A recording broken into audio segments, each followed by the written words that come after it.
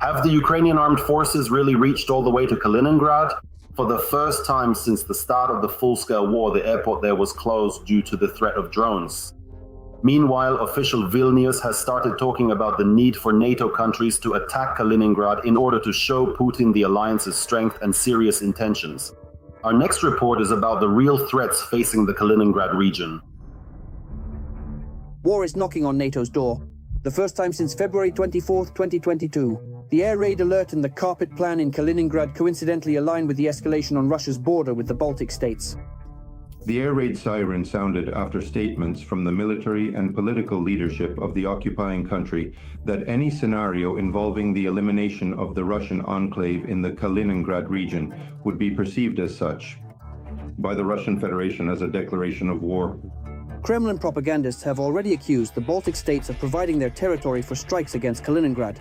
The Russian authorities are gradually preparing society and the state apparatus for the opening of new fronts. There is an old, well, it's not a saying or a parable, but an old rule. Wherever there are many Russian soldiers, that is ours. The laws being passed by the State Duma on the armed protection of citizens abroad, as well as the escalation of insults and threats from both propagandists and officials towards the Baltic states, indicate that Moscow is preparing for a new stage of the war. A person who graduated from a NATO college comes out and starts talking about how he's going to fight Russia. Who? You are going to fight? Your country will be destroyed within the very first minutes. Attempts at this war, the citizens of these countries need to be aware of this. So they practiced in Rise and then in Vilnius. Now, and sooner or later, what is being discussed here in the studio actually comes true. And sooner or later, that voice may be heard saying, "Citizens, leave your major cities, European or in certain countries." Now more than ever, Putin needs new victories and information PR. More than ever before, he needs new victories and information PR. Against the backdrop of internet shutdowns and economic decline, more and more Russians are becoming disillusioned with the Führer. Due to the lack of success in the war with Ukraine, the dictator may bet on a small, victorious war. At this moment, the Russian Federation needs a so-called short war, that is, a blitzkrieg, in order to show the domestic audience that the potential of the Russian Federation is realized in the moment of successful military actions, not only on the Ukrainian front, but also in the corresponding confrontation with NATO countries. Another important factor is time, which is working against Putin. Europe, although slowly, is rearming and strengthening its positions, and the esteemed partner Donald Trump in the fall, after the midterm elections in Congress, may lose control over US foreign policy. At the same time, the alliance is seriously preparing for war. The US is further strengthening the eastern flank by deploying 5,000 troops to Poland. Macron, for the first time since the start of the war, he calls Lukashenko. And how can we not recall that? Before the Russian army invaded Ukraine, the president of France also tried to influence Putin's decision. I, of course, understand. We share a common concern about what is happening in the security sphere in Europe. In Lithuania, they even consider war to be almost inevitable, suggesting a preemptive strike on Russia's appendix to the Leningrad region. We need to show the Russians that we can break through the small fortress they've built in Kaliningrad. NATO has the means to, in the event of a crisis, level Russian air defense and missile bases there. For the Baltic countries and the entire eastern flank of NATO, the inviolability of Article 5 of the alliance is an existential issue. Does the West have enough political will to enter the war against Russia in response to the start of hostilities? Literally, the last question. Threats towards Kaliningrad.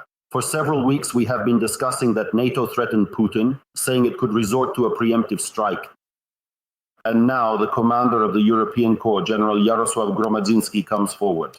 And he says that Poland, together with other NATO countries, is considering the possibility of striking the Kaliningrad region. They don't want to resort to extreme measures, but they are assessing all the risks. Could it really all start with the Kaliningrad region? Why is there so much attention on this region anyway? How serious are these threats? Well, I think these are mostly scare tactics for Putin. What do I mean by scare tactics? In other words, they're reminding him that Kaliningrad is sort of a Russian Federation outpost, an exclave. It's even called that, yes, a part of the Russian Federation that is located outside its territory, on the territory of another state and another entity, the European Union. But at the same time, it is very dependent, meaning it's vulnerable in this sense because it's not a very large territory and it can be fired upon from both sides, from the Polish and Lithuanian sides. And that's why any military action, I've had conversations with French generals who say, well, basically, if we're given the order, we could wipe Kaliningrad off the map in a matter of hours because it's too close, it's too vulnerable. Putin, by the way, understands this perfectly well. That's it. And another thing is that talk about Europe possibly launching a preemptive strike on Kaliningrad is dangerous because it actually plays right into Putin's hands.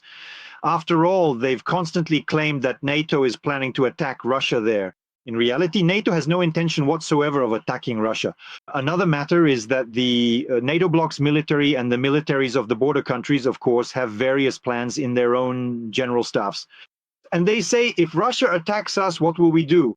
And that's why they develop scenarios. If they attack here, we'll do this. If they attack there, we'll do that, and so on. But this, by the way, could even become a casus belli for Putin, because he will say, you see, I told you they are an aggressive bloc and are preparing to attack Russia. And so they attacked, so to speak, and therefore I can respond to them, including even with nuclear weapons. So this is quite a slippery topic. By the way, have you noticed how literally in the last month, especially in the last 2 weeks, all the Ukrainian special services, the armed forces of Ukraine, our security forces have just gone off the leash in the best sense of the word? We already don't have enough maps to mark all these charts showing where and what has been hit. We have successfully started hunting Russian tankers from the Shadow Fleet. We've already reached the Caspian, the oil processing, and even the extraction itself. So how much could this situation affect both the economy and the course of hostilities in the near future? It will have a profoundly serious impact on the entire economy, primarily due to the fact that Ukraine has finally found the legendary Koshay's needle. These oil refineries and military factories are real factors that affect the economy. Refineries have an indirect effect, while military factories have a direct one. That is, the places where drones are produced, where gunpowder is made, where electronics are manufactured, military electronics. There, the consequences are directly impacting military operations. But the problem is that Russia is still a large country. In this sense, it has what is called great strategic depth. That is, as we all understand, this has been the case in all Russian wars. Even roughly speaking, they can retreat all the way to the Urals or even beyond the Urals to Siberia, the Far East, and so to speak, give up the European territory. So in this sense, unfortunately, they have a high level of tolerance, a very high one. And so to speak, they can endure quite a lot and for quite a long time without reacting to it. And also, even if you look at the people filming these things, they're just surprised. They swear and express their astonishment, but none of them say, you know, Putin is a jerk. Look what Putin has done to the country. They might think that, but by the way, actually, most of them don't even really think about it. So there's a cognitive dissonance here, meaning they don't connect, so to speak, cause and effect. Even those among them who live closer from these border regions, they blame the Ukrainians. They say, the Ukrainians are bastards. Yes, the Ukrainians are scum because they're bombing us. They don't say that it's Putin. He dragged us into the war, as a result of which we're being bombed. So until that happens, in general, unfortunately, there won't be any good coming from this. But no one knows when this will happen, how it will happen, or if there will ever be any good from it at all.